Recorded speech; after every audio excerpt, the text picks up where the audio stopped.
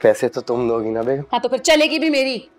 चलाओ, जितनी जी चाहे अपनी मर्जी चलाओ, चाहे शौकत की कमर टूट जाए। हाँ तो मैं भी तो आपके साथ ही होती हूँ, मेरी कमर तो नहीं टूटी आज तक। क्योंकि ट्रेन में सवार होते ही तुम बर्थ पकड़ के सो जो जाती हो।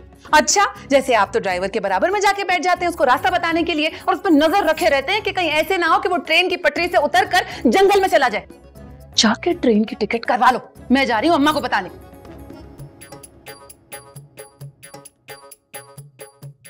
कराओ टिकट शौकत साहब, कराओ। पैसा बेगम का है तो जिल्लत भी बर्दाश्त करनी पड़ेगी, लेकिन आपने भी घबराना नहीं है, सीना तान के जिल्लत का सामना करना। टिकट कराओ भाई, टिकट कराओ। अरे महवीश, तुझे बैठे बिठाए क्या सूझी है? अरे अम्मा, शौकत साहब का लाहौर वाला घर बिकने वाला है ना। अरे तू उस लीचड़ को जाने दे, तू क्यों उसके पीछे ख्वार हो रही है?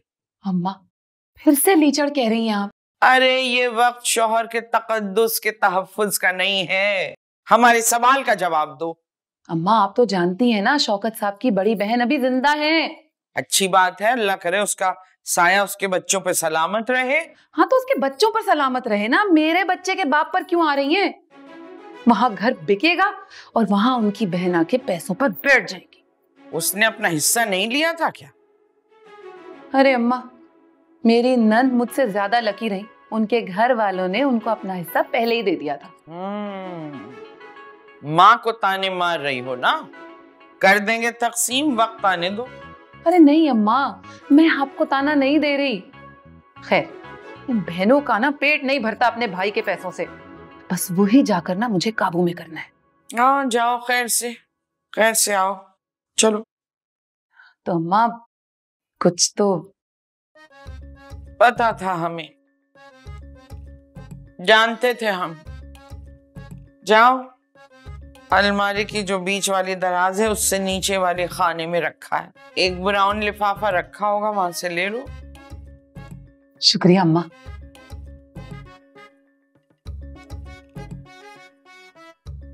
खा जाओ नोच के अम्मा को, जो की लगी पड़ी हैं। अम्मा ये सब? नोच लो अम्मा को। शुक्रिया अम्मा। खुद से। हाँ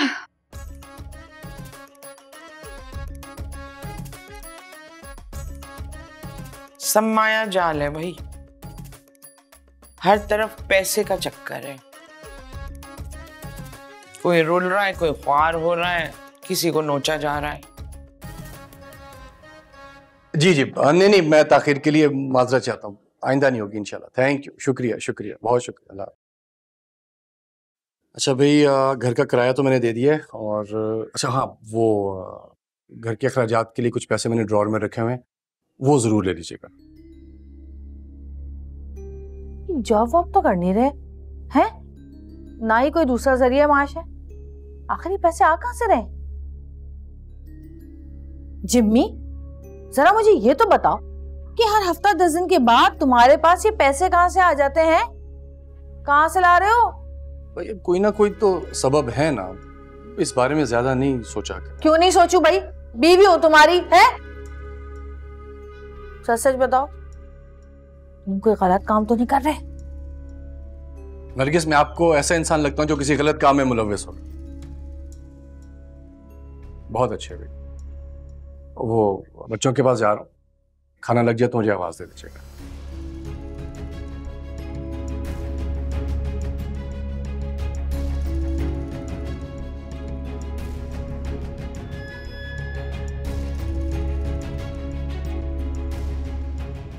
हाँ मम्मी, अस्सलाम वालेकुम।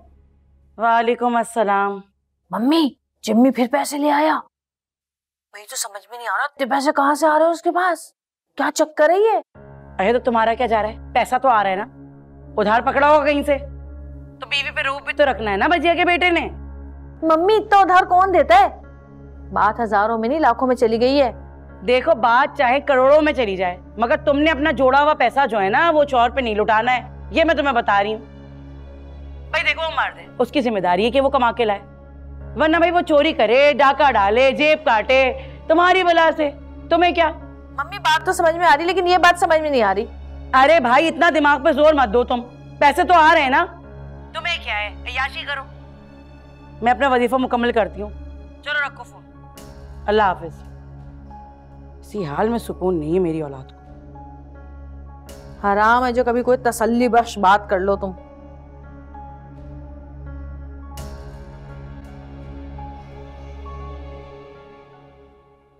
अस्सलाम वालेकुम बड़ी बेगम साहबा। तू क्या 9 बजे रात को फुदकती फिर रही है यहाँ से वहां? वो बड़ी बेगम साहबा, आपने कहा था ना जमील भाई की खबर लाने, बस वही लेकर आई हूँ मैं। अच्छा, कैसा है? बस बहुत परेशान है जमील भाई। नौकरी ढूंढने जाते हैं, नौकरी नहीं मिली, और किराया और बिल सब टाइम पर देते हैं। वो क्या है कि माल के मकान से अच्छी बनी हुई है ना, सब बहुत इज्जत करते हैं अपने जमील भाई की। इज्जतदार तो बहुत है जिन्नी, बड़ा रख रखाव वाला। घर के अंदर की क्या रिपोर्ट है ये बता।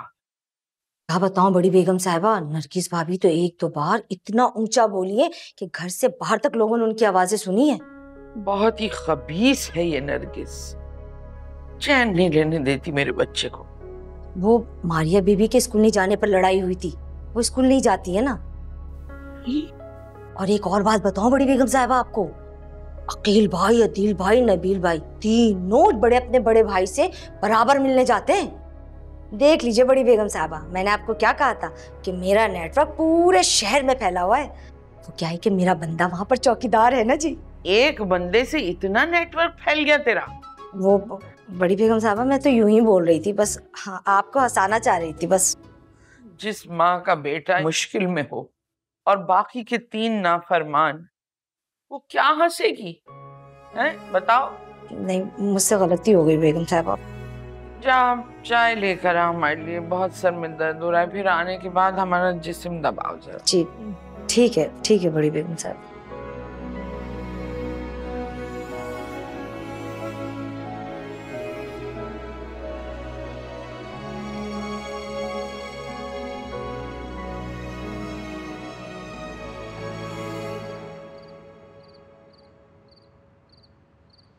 जिसे हमने घर से निकाला तुम उससे मिलने जाते हो, माँ की नाफरमानी करते हो, शर्म नहीं आती तुम्हें? झूठ मत बोलना हमसे। है कोई जवाब तुम्हारे पास? अब बताओ कि तुम्हें क्या सजा दी जाए।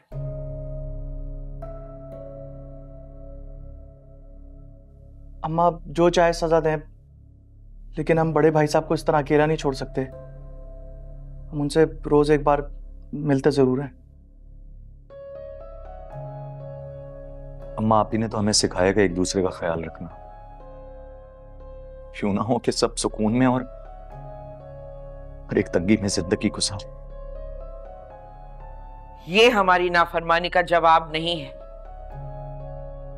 किससे पूछ कर मिल रहे हो बड़े भाई से?